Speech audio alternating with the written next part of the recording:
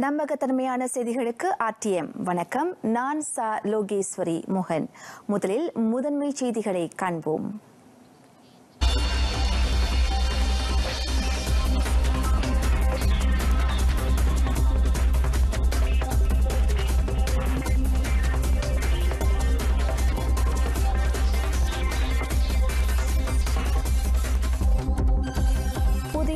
சம்பவங்களின் எண்ணிக்கை கட்டுப்பாட்டில் உள்ளது. மக்கள் ஒத்துழைப்பை தொடர வேண்டும்.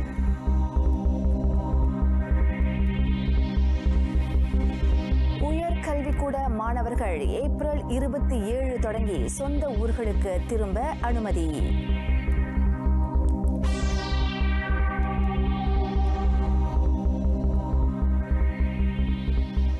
நாட்டில் COVID-19 வைரஸ் தொற்றுக்கு இலக்கானவர்களில் 121 பேர் இன்று மதியம் குணமடைந்து வீடு திரும்பினர். இன்று புதிதாக 88 பேருக்கு அந்த வைரஸ் தொற்று உறுதிப்படுத்தப்பட்டது. ஒருவர் மரணம் அடைந்ததாக சுகாதார தலைமை இயக்குநர் டாக்டர் நூர் ஹிஷாம் அப்துல்லா தெரிவித்தார். இன்று குணமான 121 பேருடன் நாட்டில் இதுவரை 3663 பேர் அந்த தொற்றிலிருந்து விடுபட்டிருக்கின்றனர். புதிதாக தொற்று உறுதிப்படுத்தப்பட்ட 88 பேர் உட்பட 5681 பேர் COVID-19 தொற்றுக்கு இலக்கானதாக டாக்டர் நூர் ஹிஷாம் கூறினார். நாட்டில் COVID-19ஆல் ஏற்பட்ட மரணங்களின் எண்ணிக்கையும் 96ஆக அதிகரித்துள்ளது. இன்று உயிரிழந்த 96ஆம் நபர் நாட்டில் 2978வது அந்த தொற்றுக்கு இலக்கானவர். 61 வயதான அவருக்கு நீரிழிவு, உயர் இரத்த அழுத்தம், சிறுநீரக கோளாறு ஆகிய நோய்களும் இருந்தன. இந்தோனேசியாவிலிருந்து திரும்பிய பின் சுங்கைபுலோ மருத்துவமனையில் சிகிச்சை பெற்று வந்த அவர் இன்று அதிகாலையில் உயிரிழந்தார். இன்னமும் 1932 பேர் COVID-19 தொற்றுக்காக மருத்துவமனைகளில் சிகிச்சை பெற்று வருகின்றனர். சிகிச்சை பெறுவோரில் 41 பேர் தீவிர கண்காணிப்பு பிரிவில் அனுமதிக்கப்பட்டிருப்பதாகவும் அவர்களில் 18 பேருக்கு சுவாச கருவிகள் பொருத்தப்பட்டிருப்பதாகவும் அவர் தெரிவித்தார்.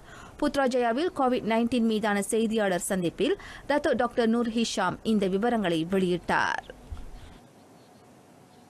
நாட்டில் COVID-19 வைரஸின் புதிய தொற்று சம்பவங்களின் எண்ணிக்கை கட்டுப்படுத்தப்பட்ட நிலையில் உள்ளன.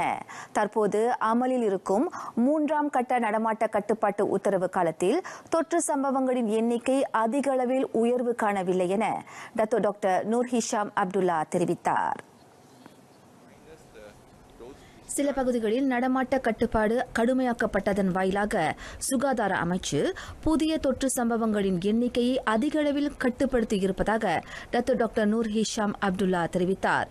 மேலும் தூர இடைவெளியை மக்கள் கடைபிடித்திருப்பதன் வாயிலாக வைரஸ் பரவும் எண்ணிக்கையும் குறைந்திருப்பதாக அவர் குறிப்பிட்டார். வைரஸை முழுமையாக ஒழிப்பதற்கு மக்கள் அன்றாட வாழ்க்கையில் புதிய பழக்கங்களை வழக்கமாக்கிக் கொள்ளும்படி சுகாதார தலைமை இயக்குநர் அறிவுறுத்தினார். Oleh itu, rakyat Malaysia perlulah menyesuaikan diri dengan norma baru dalam kehidupan seharian kita seperti ini. Iaitu yang pertama, patuh pada perintah kawalan pergerakan. Yang kedua, stay at home kecuali bagi mereka yang bekerja dalam sektor yang dibenarkan serta bagi urusan-urusan penting yang dibenarkan. Yang ketiga, amalan kebersihan yang tinggi pada setiap masa dengan kerap mencuci tangan dengan menggunakan air dan sabun. Yang keempat, amalan jarak sosial yang selamat iaitu sekurang-kurangnya 1 meter dari orang lain. இவ்வேளையில் இம்மாதம் 29ஆம் தேதி தொடங்கும் 4ஆம் கட்ட நடமாட்ட கட்டுப்பாட்டு உத்தரவின் போது சில தளர்வுகள் ஏற்படுத்தப்படும் என்பதால் வெளியில் செல்பவர்களும் வேலை செய்பவர்களும் தொடர்ந்து நிர்ணயிக்கப்பட்ட சுகாதார நடவடிக்கைகளை கடைபிடிப்பது அவசியம் என டாக்டர் நூர் ஹிஷாம் அப்துல்லா வலியுறுத்தினார். நடமாட்ட கட்டுப்பாட்டு உத்தரவை வரும் மே 12ஆம் தேதி வரையில் நீட்டித்திருக்கும் அரசாங்கத்தின் முடிவை பேரரசர் அல் சுல்தான் ரியாத்துடின் அல் முஸ்தபா பிலாஷா வரவேற்றுள்ளார். அதன் தொடர்பான இதர கடும் நடவடிக்கைகளுக்கும் பேரரசர் ஆதரவு தெரிவிப்பதாக இஸ்தானா நகராவின் அரச விவகாரங்களுக்கான பொறுப்பாளர் டாக்டர் அமர் ஃபடில் ஷம்சுதீன் தாம் வெளியிட்டுள்ள அறிக்கையில் தெரிவித்துள்ளார். சுகாதார அமைச்சர் டத்தோஸ்ரீ டாக்டர் அதஹாம் பாபாவுடனான கலந்துரையாடலின் போது பேரரசர் நடமாட்ட கட்டுப்பாட்டு உத்தரவு தொடர்பான நடவடிக்கைகளை அங்கீகரித்து அதற்கு ஆதரவு தெரிவித்தார். இன்று காலை மணி 11 வாக்கில் இஸ்தானா நகாராவில் 30 நிமிடங்களுக்கு காணொலி வாயிலாக அந்த கலந்துரையாடல் நடத்தப்பட்டது. கோவிட்-19 தொற்றை கட்டுப்படுத்தும் அரசாங்கத்தின் நடவடிக்கைகளை பேரரசர் பாராட்டினார். அதற்கு பலனாக பல வெளிநாடுகளை காட்டிலும் மலேசியாவில் புதிய தொற்று சம்பவங்களின் எண்ணிக்கை குறைந்துள்ளது. இது இந்த சுகாதார அச்சுறுத்தலை எதிர்கொள்ள அரசாங்கம் மிகச்சிறந்த அணுகுமுறையை கொண்டுள்ளதை குறிப்பதாக பேரரசர் கூறியுள்ளார். மேலும் இந்நாட்டில் அந்த வைரஸை ஒழிப்பதற்கான சரியான தடத்தில் மலேசியா இருப்பதாகவும் அவர் குறிப்பிட்டுள்ளார். ஏப்ரல் 27ஆம் தேதி தொடங்கி பாலிடெக்னிக், காலேஜ், கம்யூனிட்டி, சமூக கல்லூரி உட்பட அரசாங்க தனியார் உயர்கல்விக் கூடங்களின் தங்கும் விடுதியில் உள்ள மாணவர்கள் தத்தம் வீடுகளுக்கு திரும்ப அனுமதிக்கப்படுவர். போக்குவரத்து நெரிசல் கட்டுப்பாட்டில் இருப்பதை உறுதி செய்ய மாணவர்கள் காலை மணி 9 தொடங்கி இரவு மணி 9 வரை சொந்த ஊர்களுக்கு பயணிக்க அனுமதிக்கப்படும் என பாதுகாப்பு விவகாரங்களுக்கான மூத்த அமைச்சர் டத்தோஸ்ரீ இஸ்மாயில் சப்ரி யாக்கூப் தெரிவித்தார். புதிதாக கோவிட்-19 தொற்று சம்பவங்கள் பதிவாகாத பச்சை நிற பகுதிகளாக அறிவிக்கப்பட்டுள்ள இடங்களை சொந்த ஊராக கொண்டுள்ள மாணவர்கள் வீடு திரும்ப அனுமதிக்கப்படுவர். ஆனால் தொற்று சம்பவங்கள் அதிகமுள்ள இடங்களுக்கு திரும்ப மாணவர்களுக்கு அனுமதி வழங்கப்படாது. நடமாட்ட கட்டுப்பாடு உத்தரவு அமலாக்கம் தொடர்பான அமைச்சர்களுடனான சிறப்பு கூட்டத்தில் இம்முடிவு எடுக்கப்பட்டதாக டத்தோஸ்ரீ இஸ்மாயில் சப்ரி யாக்கூப் கூறினார். Kita juga mengarahkan supaya setiap pelajar yang ingin pulang perlu menjalani saringan gejala sebelum menaiki bas dan mereka akan dibekalkan dengan makanan dan topeng muka. Jadi kita akan cek dulu, walaupun kita tahu mereka tidak bergejala tapi masih lagi kita akan mengadakan saringan bergejala, salingan gejala sebelum mereka berlepas pulang ke kampung mereka.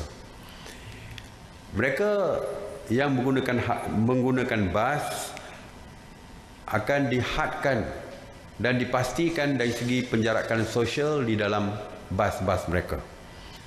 Pelajar-pelajar tersebut akan diambil daripada kampus mereka dengan bas dan dibawa terus ke daerah-daerah mereka dan dihantar secara terus ke balai-balai polis di daerah mereka. Daripada balai polis dan pejabat daerah, mereka kemudiannya akan dihantar ke rumah masing-masing oleh agensi-agensi kerajaan termasuk frontliners di peringkat daerah yang saya telah pun sebutkan dalam beberapa PC yang lepas. Jadi bermakna mereka tidak ada ruang untuk pergi ke tempat lain. உயர்கல்விக் கூடங்களில் பயிலும் 53,000 அல்லது 85 விழுக்காட்டு மாணவர்கள் வீடு திரும்ப அனுமதிக்கப்பட்டிருக்கும் நிலையில் எஞ்சிய மாணவர்கள் தத்தம் உயர்கல்விக் கூட தங்கும் விடுதிகளிலேயே தங்க முடிவெடுத்திருக்கின்றனர். சொந்த வாகனங்களில் சொந்த ஊர்களுக்கு திரும்ப விரும்பும் மாணவர்கள் உயர்கல்விக் கூட நிர்வாகம், போலீஸ் ஆகிய இரு தரப்புகளிடம் இருந்து அனுமதி கடிதத்தை பெற வேண்டும். மேலும் சபா, சரவா மாநிலங்களுக்கு செல்லும் மாணவர்களுக்கு அரசாங்கம் விமான சேவையை ஏற்பாடு செய்யும். அம்மாணவர்கள் தங்களது சொந்த ஊர் இருக்கும் மாநிலத்தின் விமான நிலையங்களில் இறக்கிவிடப்படுவார்கள். SOP நிர்ணயிக்கப்பட்ட நடைமுறைக்கு ஏற்ப தீபகற்ப மலேசியாவிலிருந்து சபா சரவாக்கிற்கு செல்லும் மாணவர்களும் அங்கிருந்து தீபகற்ப மலேசியாவிற்கு திரும்பும் மாணவர்களும் 14 நாட்களுக்கு தனிமைப்படுத்தப்படுவார்கள். சொந்த ஊர்களுக்கு திரும்பாமல் உயர்கல்விக் கூடங்களிலேயே இருக்கும் மாணவர்களுக்கு உணவு வழங்கும் பொறுப்பினை அரசாங்கம் ஏற்றுக்கொண்டிருப்பதாக டத்தோஸ்ரீ இஸ்மாயில் சப்ரி யாக்கூப் தெரிவித்தார். தேர்வுக்கு தயாராகுவது, சொந்த ஊர்களில் போதுமான இணைய வசதி இல்லாதது, உயர்கல்விக் கூடங்களிலேயே தங்கி இணையம் வாயிலாக கல்வி பயில்வது போன்ற சில காரணங்களால் அம்மாணவர்கள் அம்முடிவை எடுத்துள்ளனர். அவர்களது முடிவை அரசாங்கம் ஏற்றுக்கொண்டுள்ளதால் அவர்கள் தொடர்ந்து உயர்கல்விக் கூட தங்கும் விடுதிகளிலேயே தங்கியிருப்பார்கள்.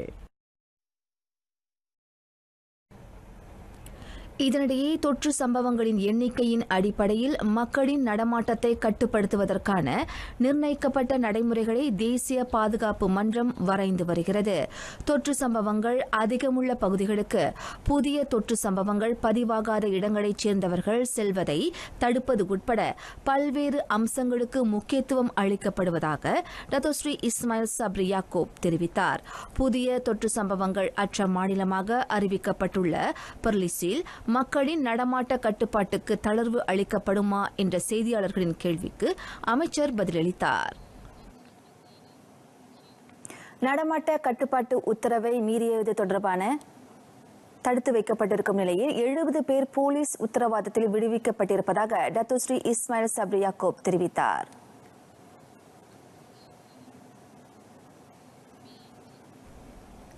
நடமாட்ட கட்டுப்பாட்டு உத்தரவை மீறியதற்காக நேற்று முன்தினம் 763 பேர் கைது செய்யப்பட்ட வேளையில் நேற்று அந்த எண்ணிக்கை குறைந்தது. நடமாட்ட கட்டுப்பாட்டு உத்தரவை அதிகமானோர் கடைபிடிப்பதை இது காட்டுவதாக தற்காப்பு அமைச்சருமான டத்தோஸ்ரீ இஸ்மாயில் சப்ரி யாக்கூப் கூறினார். கைது செய்யப்படுவோரின் எண்ணிக்கை தொடர்ந்து குறையும் என்றும் அவர் நம்பிக்கை தெரிவித்தார். நேற்று மட்டும் 1014 பேர் நீதிமன்றத்தில் குற்றம் சாட்டப்பட்டனர். நடமாட்ட கட்டுப்பாட்டு உத்தரவை மீறியதற்காக மார்ச் 18ஆம் தேதியிலிருந்து நேற்று வரை மொத்தம் 19,046 பேர் கைது செய்யப்பட்டனர்.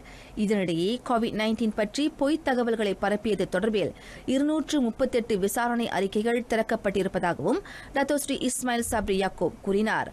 அவற்றில் 170 சம்பவங்கள் விசாரிக்கப்படும் வேளையில் 24 சம்பவங்கள் தொடர்பில் நீதிமன்றத்தில் குற்றம் சாட்டப்பட்டன. 13 பேர் குற்றத்தை ஒப்புக்கொண்டனர். மிஞ்சிய 11 பேருக்கு எச்சரிக்கை கடிதம் வழங்கப்பட்டது. பொது நடமாட்ட கட்டுப்பாட்டு உத்தரவு நீட்டிக்கப்பட்டுள்ள நிலையில் ரமலான் மாதம் முழுவதும் சாலை தடுப்பு சோதனை நடவடிக்கைகள் தொடரப்படும். இதற்கு முன்னர் இருந்த அதே அட்டவணைப்படி போலீசார் அப்பணியை தொடர்வதாக தேசிய போலீஸ் படை தலைவர் தான் ஸ்ரீ அப்துல் ஹமீத் படோர் தெரிவித்தார்.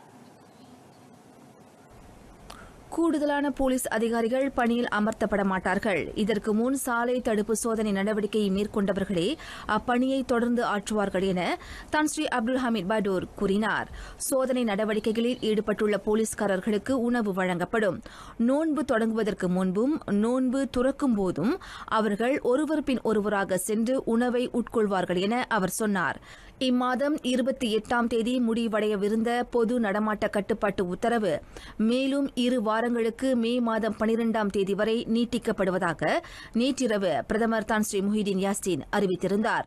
கோவிட்-19 தொற்றின் சங்கிலி தொடரை முறியடிப்பதற்கு மார்ச் மாதம் 18ஆம் தேதி தொடங்கப்பட்ட பொது நடமாட்ட கட்டுப்பாட்டு உத்தரவை அரசாங்கம் 3வது முறையாக நீட்டித்துள்ளது.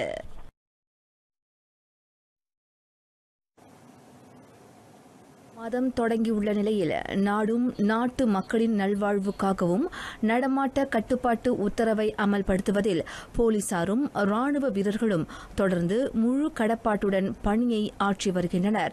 ரமலான் மாதத்தின் போது பணியாற்றுவது என்பது வழக்கமான ஒன்று என்றாலும் இம்முறை சற்று மாறுபட்ட முறையில் சவால் மிகுந்த சூழலில் அவர்கள் பணியாற்றுவது ஆர்டிஎம் மேற்கொண்ட கண்ணோட்டத்தில் தெரியவந்தது.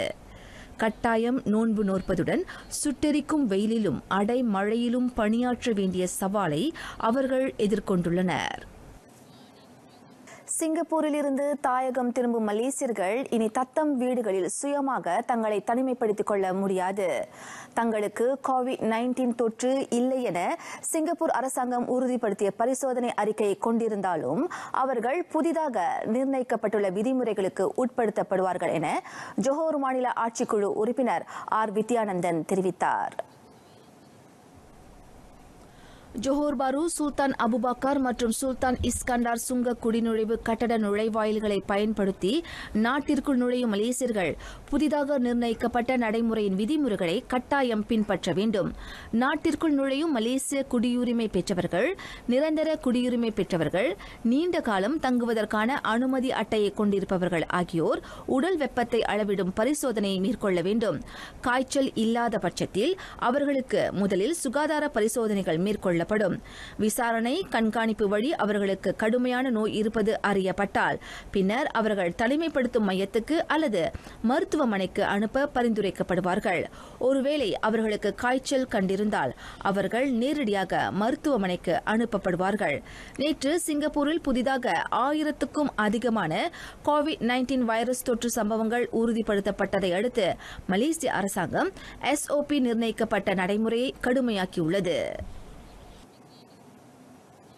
கிராப் மலேசியா இ-ஹெயிலிங் சேவை நிறுவனத்தின் ஒத்துழைப்புடன் தொடர்பு பல்லூடக அமைச்சு கோவிட்-19 விழிப்புணர்வு இயக்கத்தை மேற்கொள்கிறது. அந்த இயக்கத்தின் கீழ் முகக்கவசம், கையேடு உட்பட மேலும் சில பொருட்கள் அடங்கிய பொட்டலங்கள் கிராப் நிறுவன வாடிக்கையாளர்களுக்கும் பொதுமக்களுக்கும் வழங்கப்படும். உணவு பொட்டலங்களை அனுப்பும் சேவையில் ஈடுபட்டிருக்கும் கிராப் ஃபுட் பணியாளர்களின் வாயிலாக அந்த பொட்டலங்கள் மக்களுக்கு விநியோகிக்கப்படும் என தொடர்பு பல்லூடக துணை அமைச்சர் டத்தோ ஜஹீதி ஜைனுல் அபிதீன் தெரிவித்தார். அந்த பொட்டலத்தில் முகக்கவசம், கோவிட்-19 தொடர்பான தகவல்கள் இடம்பெற்றிருக்கும் கையேடுகள், குளிர்சாதன பெட்டியில் ஒட்டப்படும் காந்தம் ஆகியவை உள்ளன. 20,000 பொட்டலங்கள் பொதுமக்களுக்கு விநியோகிக்கப்படும். மேலும் 1,00,000 பொட்டலங்கள் கிராப் வாடிக்கையாளர்களுக்கு வழங்கப்படும். தொடக்க கட்டமாக கிராப் ஃபுட் சேவையை அதிகமானோர் பயன்படுத்தும் கிள்ளான் பள்ளத்தாக்கில் அந்த பொட்டலங்கள் விநியோகிக்கப்படும். மக்களை வீட்டிலேயே இருக்க வலியுறுத்தும் இயக்கம் வெற்றி அடைவதற்கு கிராப் ஃபுட் விநியோக சேவை பணியாளர்கள் அதிக பங்காற்றி வருவதால் அவர்களின் மூலம் இப்பொட்டலங்கள் மக்களிடம் வழங்கப்பட உள்ளன. டிவி ஒன்றில் ஒளியேறிய ஸ்லாமட் பகி மலேசியா நிகழ்ச்சியில் டத்தோ ஜஹீதி சிறப்பு பிரமுகராக கலந்து கொண்டார். நாட்டின் பொருளாதார மீட்சி நடவடிக்கைகள் தொடர்பான கருத்துக்களை சேகரிக்க சம்பந்தப்பட்ட தொழில்துறை தரப்புகளுடன் பேச்சுவார்த்தை தொடங்கப்பட்டுள்ளது. பிரதமர் துறையின் பொருளாதார திட்டமிடல் பிரிவுடன் இணைந்து தமது அமைச்சு அதற்கான முயற்சியை மேற்கொண்டுள்ளதாக நிதி அமைச்சர் தங்கு ஜாஃப்ரோல் பின் தங்கு அப்துல் அசீஸ் தெரிவித்தார். அனைத்து அம்சங்களையும் உட்படுத்திய குறுகிய, நடுத்தர, நீண்டகால அடிப்படையிலான பொருளாதார மீட்சி திட்டம் ஒன்றை அரசாங்கம் வரையவிருப்பதாக பிரதமர் தான் ஸ்ரீ முஹிதீன் யாசின் அண்மையில் அறிவித்திருந்தார். அதற்கேற்ப நடமாட்ட கட்டுப்பாட்டு உத்தரவு காலம் முடிவடைந்ததும் பொருளாதார நடவடிக்கைகள் விரைந்து மீட்சியடைவதை அத்திட்டம் உறுதி செய்யும் என்றார் அவர். பொருளாதார மேம்பாட்டு மீட்சிக்கான வியூகங்கள் விரைவில் பொருளாதார நடவடிக்கை மன்றம் மற்றும் அமைச்சரவையின் பரிசீலனைக்கு உட்படுத்தப்படும். நடமாட்ட கட்டுப்பாட்டு உத்தரவு சமயத்திலும் அதற்கு பிந்தைய காலகட்டத்திலும் மேற்கொள்ளப்பட வேண்டிய குறுகிய, நடுத்தர கால அடிப்படையிலான பொருளாதார நடவடிக்கைகளுக்கு நிதி அமைச்சு அதிக முக்கியத்துவம் வழங்க உள்ளதாக நிதி அமைச்சர் தங்கு ஜாஃப்ரோல் கூறினார். நாட்டு மக்களின் நலனையும் தொடர் பொருளாதார வளர்ச்சியையும் கருத்தில் கொண்டு இம்முயற்சி முன்னெடுக்கப்படுவதாக அவர் ஓர் அறிக்கையில் குறிப்பிட்டுள்ளார். இலக்கவியல் தொழில்நுட்பத்தை கையாளக்கூடிய சமூகம், சுற்றுச்சூழல், பொருளாதாரம் ஆகிய கூறுகளை ஒருங்கிணைக்கும் நடவடிக்கைகளை உள்ளடக்கி நீண்டகால அடிப்படையிலான பொருளாதார மீட்சி திட்டம் வரையப்படும். அத்துடன் தனிநபர் மற்றும் வர்த்தகங்களின் ஆற்றலை மேம்படுத்துவது, பயனீட்டாளர்கள் மத்தியில் நம்பிக்கையை விதைப்பது, முதலீட்டு சூழலை வலுப்படுத்துவது ஆகிய அம்சங்களில் அதிக கவனம் செலுத்தப்படும் என்றார் அவர். புதியதொரு தொழிலை தொடங்கி இருக்கும் நிறுவனங்களுக்கும் கோவிட்-19 காலகட்டத்தில் சிறப்பு நிதியுதவி செய்வதற்கான முயற்சி அறிவியல் தொழில்நுட்ப புத்தாக்க அமைச்சு மேற்கொண்டுள்ளது. அதன் தொடர்பில் நிதி அமைச்சுடன் ஒத்துழைப்பு மேற்கொள்ளப்பட்டிருப்பதாக அமைச்சர் கைரி ஜமாலுடன் தெரிவித்தார். நாட்டில் புதியதொரு தொழிலை தொடங்கியிருக்கும் நிறுவனங்களில் 40 விழுக்காடு நிறுவனங்களின் ரொக்க பணத்துக்கான கையிருப்பு இன்னும் 2 மாதங்களில் தீர்ந்து போய்விடும் நிலையில் இருப்பதாக அமைச்சர் தெரிவித்தார். எனவே தொழில்நுட்ப துறைக்கென குறிப்பாக புதியது வருவதாகவும் கைரி ஜமாலுடன் குறிப்பிட்டார். குறளும் விளக்கமும். குறள் 271. வஞ்ச மனத்தான் படிற்றொழுக்கம் பூதங்கள் 5 அகத்தேனகும். ஒருவர் கொண்டுள்ள வஞ்சமனமுடைய தீய ஒழுக்கம் குறித்து பிறருக்கு தெரியாமல் இருக்கலாம். ஆனால் உடலில் கலந்துள்ள 5 பூதங்களிடம் இருந்து அவர் மறைக்க முடியாது என்கிறார் திருவள்ளுவர். நாளை பிற்பகல் மணி 1:30க்கு TV 2லும் மை ஃப்ரீ வியூ அலைவரிசை 123லும் தமிழ் செய்தியை கொண்டு வருகிறோம். மீண்டும் சந்திப்போம்.